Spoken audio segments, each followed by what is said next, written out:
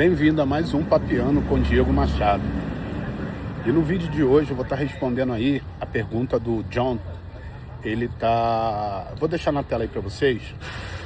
Ele quer saber como que foi a minha chegada aqui nos Estados Unidos, como foi na Nova Zelândia, relação adaptação da língua, né? Quando eu cheguei lá e depois quando eu cheguei aqui, se eu já estava sabendo aí, já falava inglês, e média salarial e apertos, quanto que eu levei, né, de grana e apertos. São muitas perguntas em uma, hein, John? Caraca! Mas eu vou tentar responder aí para você. Vamos lá.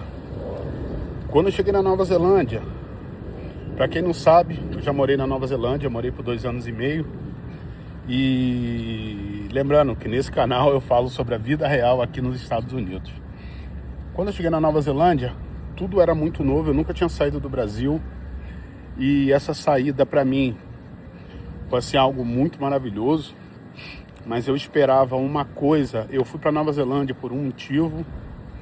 Era um momento da minha vida muito conturbado, um momento de separação da mãe dos meus filhos, e eu tava com a cabeça muito ruim. E beleza, me arrisquei, um amigo me convidou e fui para lá, beleza. Não consegui o emprego que meu amigo tinha visto para mim. O patrão dele queria me contratar, foi para a China e não voltou. Aonde eu tive que cair na obra. E era demolição, tá? Não era coisa fácil, não. Britadeiro o dia inteiro. Eu tinha na época 180 quilos. Eu era grandão. Muito difícil. Média salarial, ganhava na média de 120 dólares neozelandês por dia. Lá se paga o dia, lá não se paga a hora. Apesar de lá tudo ser por semana. Aluguel por semana, prestação de carro por semana, tudo lá é por semana. Você paga tudo nas suas contas, é por semana. Então você recebe a semana já para pagar aluguel, já para pagar a conta de luz, tudo. Beleza. Aí, já expliquei isso em outros vídeos aí no canal, sobre o porquê que eu saí da Nova Zelândia e depois resolvi vir para os Estados Unidos. Mas, respondendo a pergunta do John, eu vim para os Estados Unidos várias vezes passear. Minha sobrinha morava aqui, ela e o marido. E quando eu coloquei o pé aqui, foi paixão à primeira vista. Não porque a Nova Zelândia era ruim, pelo contrário. Nova Zelândia é um país maravilhoso. Posso te falar que se eu fosse um país hoje, para voltar ou para me aposentar, seria na Nova Zelândia. Não seria aqui nos Estados Unidos, pela tranquilidade e o estilo de vida que é o país da Nova Zelândia. Estudei inglês na Nova Zelândia. Beleza, quando eu cheguei aqui nos Estados Unidos, basicamente 100% do que eu aprendi em inglês na Nova Zelândia só me serviu 20%. Por quê? O inglês da Nova Zelândia britânico, inglês britânico, e o inglês daqui dos Estados Unidos parece um inglês mais com muita gíria, essa é a palavra. Então basicamente eu não entendia nada. Então tive que reaprender sobre inglês aqui nos Estados Unidos. Média salarial. Quando cheguei aqui nos Estados Unidos, eu comecei a trabalhar com delivery. Como eu já falei aí, eu não fui diretamente para a obra. Já trabalhei com obra também, mas não fui diretamente para a obra. Aí o que acontece? A média salarial aqui batia na fase aí de 200, 250 dólares. Às vezes até mais um pouco. Já tive épocas de fazer 300 dólares por dia. Uma época passada aqui nos Estados Unidos, sobre fazer delivery, fazer aplicativo, que já não é mais a mesma coisa de hoje. Então, já aproveita, já deixa aquele like, se inscreve no canal, ative as notificações. Lembrando que aqui no Papeando com Diego Machado não tem corte, não tem nada. É um papo diário, de segunda a sexta, que eu tenho com vocês aí. E eu estou sempre respondendo as perguntas de vocês no dia seguinte. Então, já corre lá e deixa a sua pergunta, que eu vou ter o prazer de estar respondendo aí na segunda-feira. Valeu? E o John também perguntou sobre adaptação. E como que foi a sua adaptação nos 2 países? John, eu posso te falar o seguinte, meu amigo, e para quem mais está aí vendo esse vídeo, não importa o país que você vá, a adaptação é sempre muito difícil. Depois disso, eu não vivi, mas eu conheci vários outros países e a adaptação não é fácil. Quando eu cheguei na Nova Zelândia, por exemplo, fuso horário na Nova Zelândia, 16 horas de diferença do Brasil. Então eu estava no futuro. Quando lá era sábado no Brasil, ainda era sexta. E esse tempo de adaptação me deixava maluco. Por exemplo, que nem agora, eu tô cheio aqui de dor de cabeça, tô até com esse óculos escuro aqui, porque, como vocês sabem, eu estava viajando, só que aonde eu estava com 4 horas de diferença daqui, e eu voltei para cá, eu tô com jet lag. Para quem não sabe, jet lag é problema de fuso horário. Na minha cabeça, agora são 10 da manhã, mas na minha cabeça são 2 horas da tarde, e tipo assim, já era para ter almoçado, nem tomei, muito mal tomei café, vou até dar um treino agora. Então o que acontece?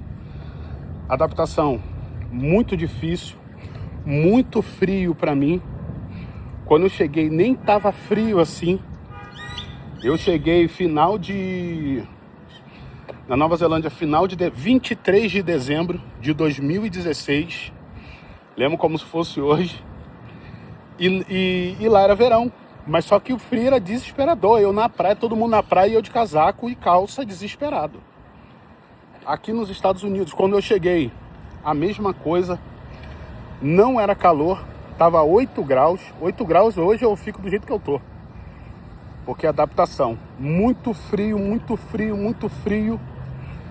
E a gente no início vai se adaptando sim, com os costumes do país, vai se adaptando.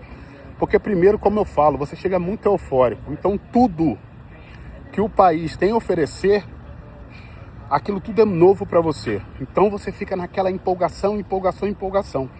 Eu acho que a adaptação, ela vem depois. O que eu digo depois? Depois que você está acostumado, habituado a estar no país, você fica buscando igualar o país que você está ao país que você ama. E a gente vive nessa busca de tentar igualar o país que a gente está ao país que a gente ama. Tentando fazer as coisas igual no Brasil, tentando viver igual no Brasil, tentando comer igual no Brasil, até empreender igual no Brasil. Só que a gente não consegue. Então, essa adaptação, eu acho que ela vem depois de alguns meses ou alguns anos, quando você descobre que você não consegue encaixar o seu sonho, as suas coisas, sonho não, as coisas que você vive no Brasil, as coisas que você se acostumou a viver no Brasil, aqui nos Estados Unidos, ou na Nova Zelândia, ou em qualquer outro lugar do mundo. Onde você vê que você precisa se adaptar ao país e não o país a você. É aonde decide quem fica e decide quem vai embora. Geralmente, pessoal, é assim que funciona.